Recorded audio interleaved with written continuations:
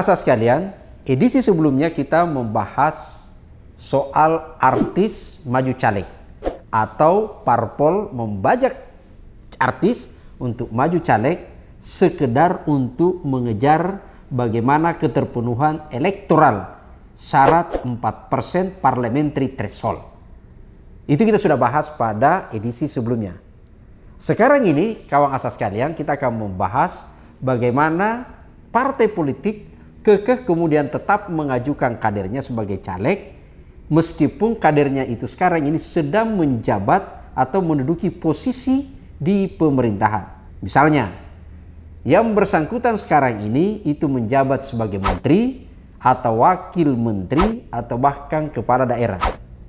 Sama ketika kita membahas artis, tidak ada masalah di sana, yang bersangkutan boleh saja maju sebagai caleg selama yang bersangkutan memenuhi syarat prosedur, yaitu adalah misalnya dari sisi keilmuan, dari sisi akademik mereka terpenuhi, umur, dan yang menjadi penting mereka tidak terlibat dalam kasus korupsi. Sekali lagi, secara prosedur itu sah saja.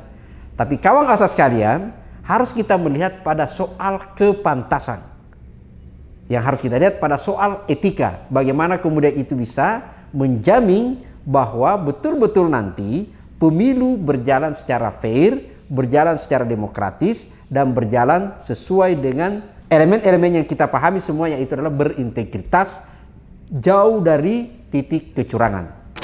Kawan asas sekalian, kita bukan berpikiran negatif saja, tapi ketahuilah bahwa orang yang menjabat pada posisi sekarang ini menteri atau wakil menteri atau kepala daerah sesungguhnya itu berpotensi dan sangat berpotensi untuk menyalahgunakan kekuasaan pada saat pemilu 2024 mendatang.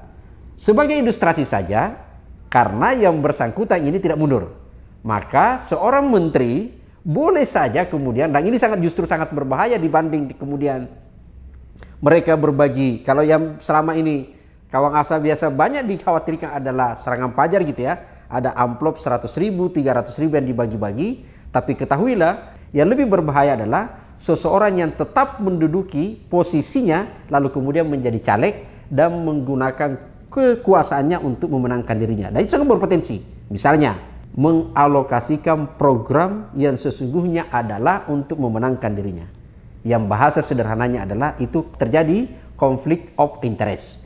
Maka sekali lagi, kalau sesungguhnya kalau para calon ini, para menteri, wakil menteri atau kepala daerah yang ingin maju caleg, silakan saja. Tapi demi netralitas, kualitas dan integritas pemilu kita, maka seharusnya yang bersangkutan adalah mundur dari jabatannya sebelum pemilu.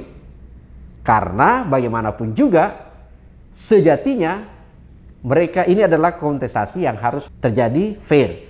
Saya ingin memberi satu contoh, misalnya ketika dalam pilkada, kalau ada anggota DPRD atau anggota DPR maju sebagai calon kepala daerah, maka yang bersangkutan itu adalah diwajibkan mengundurkan diri.